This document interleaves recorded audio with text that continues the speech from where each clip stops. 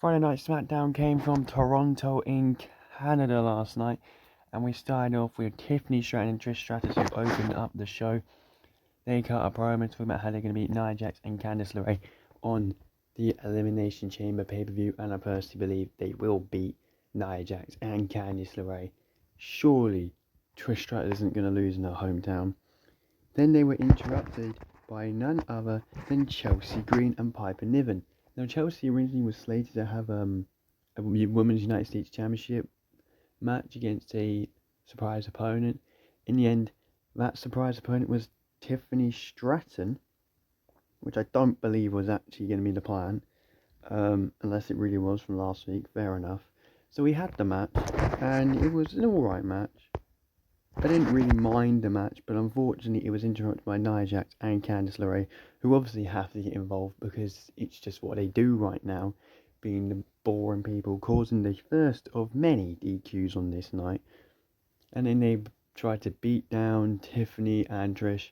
Tiffany and Trish kind of got the upper hand, which does make me feel like Nia and Candice could win, because there is a unwritten rule in WWE: if you get the upper hand, you're likely not going to win at the pay-per-view, but I don't believe that's going to happen.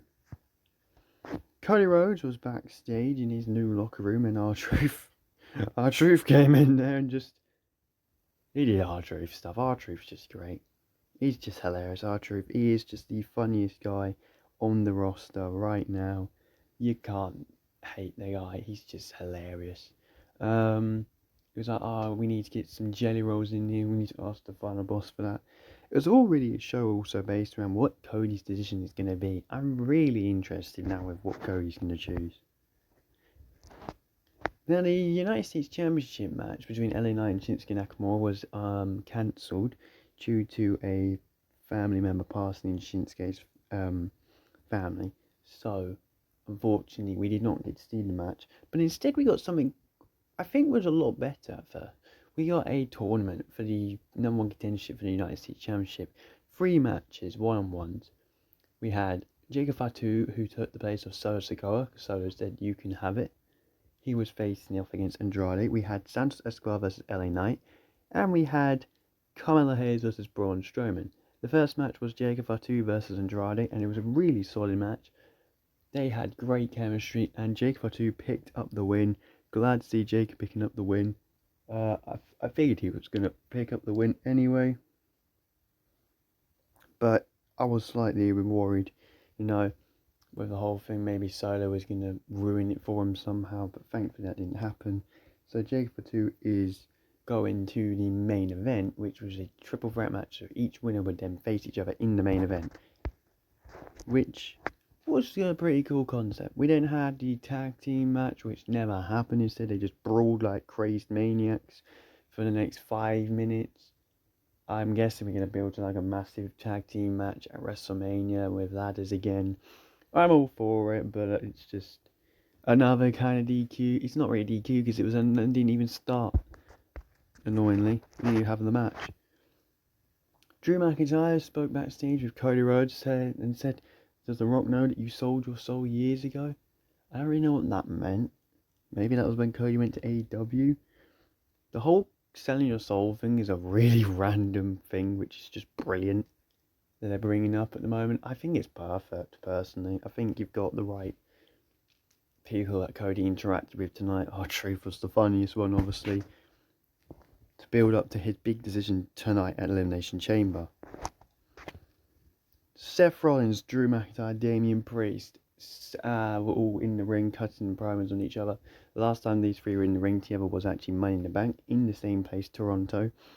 Decent promo. I think Drew's definitely probably the best one on the mic. Damian came back with some good responses. I'm guessing we're leading towards a Damian Drew feud, possibly Seth versus Punk versus Roman still, and maybe Cody, Cena, Punk. Although I did go with Drew McIntyre as my prediction for the win of the men's chamber match. Logan Paul pissed the entire world off by coming out to John Cena's theme song. John Cena, who no one has been able to see literally for the past month since the Rumble, decided to not come out in this SmackDown, which was a bit weird because he's going to be here tonight. Why didn't he come out? I'm going to assume he was backstage.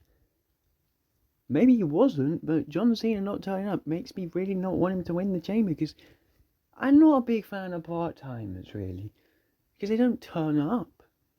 It was like Brock Lesnar, he just didn't. It's John Cena's farewell tour, and he's barely turned up. The Rock's turned up more times. But yeah, Logan Paul managed to piss everybody off, coming out to Cena's music. Everybody thought Cena was coming out. That's probably the biggest crowd reaction Logan Paul's had in years.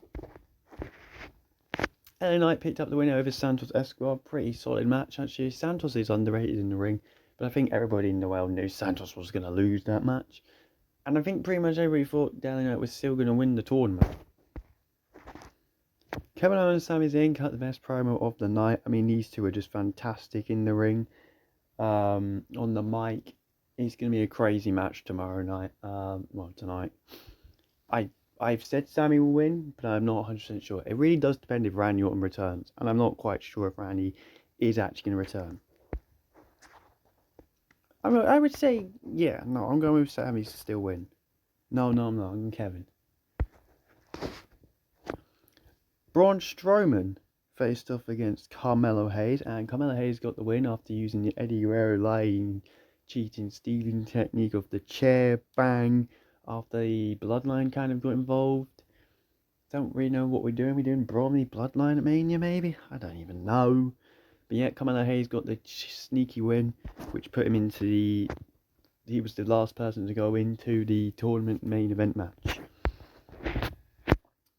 Liv Morgan and Roxanne Perez and Raquel defeated Bianca Belair, Naomi and Bayley. It was indeed the pin from Roxanne Perez. She hit the pop rocks on Bayley to get the win, giving her the momentum. But then Alexa Bliss came out and just decided, you know what, I'm going to mess with Roxanne Perez. Never met her before, but you know what, Sister Abigail. So Roxanne got taken out by Sister Abigail. Alexa stood tall. Could Alexa win the Chamber? Maybe. Could Roxanne win it? I don't know. Could Liv? Probably not. Is Jade Cargill going to return? 50-50. I don't know.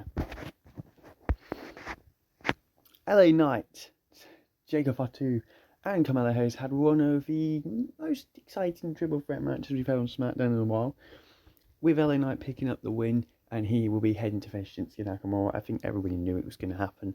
However, it got me at points when Jacob hit the moonsault, which he didn't really hit cleanly. I thought, oh my god, Jacob's going to win. Then LA Knight pulled Jacob out of the ring. It was a smart way to have LA Knight win and Jacob not look like terrible in the loss. Jacob still, I don't believe, has been pinned. So, yeah, it was good. I enjoyed it. Which led us to the stuff just before the main event. CM Punk told Cody to shove the rocks off or right off his candy ass. God, I love CM Punk. I do want to see a Cody Punk feud, but I don't know how you can build it yet. So I don't believe we're going to get Punk winning the Chamber. I'd love to see Punk winning the Chamber. Can they build a WrestleMania match between them two in about 4 weeks? Yes, probably. So, let's talk about the Cody promo. It got interrupted by some bald man named The Rock. I think he went too far a bit, you know. He had a weight belt this time. Last year it was Mama Rhodes' blood, Cody's blood on Mama Rhodes' belt. This year it was Cody's soul, and the date, June 11th, 2015. Now, some people don't know what that means. That was the day that Dusty Rhodes died. So he's put Cody's soul was captured on the day Dusty Rhodes died. He's manipulating Cody by saying, when Dusty died, it broke his heart. Cody, don't break my heart tomorrow. I know you'll make the right choice. He gave him a freaking car. He gave him a locker room. He gave him loads more stuff. Cody has got a horrible decision to make. If I'm being honest here, I'd sell my soul. I would. I wouldn't want to, but I don't think he has a choice. This is the most manipulative final boss we've ever seen. So it's possible that it really gets to Cody. Now, I believe this is going to be in the middle of the Elimination Chamber. So as I thought, the men's chamber match will probably be main event. So this is going to have big implications for that match. And look, I think Cody will decline. But it's going to be tough. But that is the SmackDown review. A very, very decent SmackDown. It's been a while since I've been able to say I've enjoyed a SmackDown. 3-hour SmackDown still isn't working. It needs to be 2 hours. But I enjoyed it. And yeah, I'll see you for the Elimination Chamber.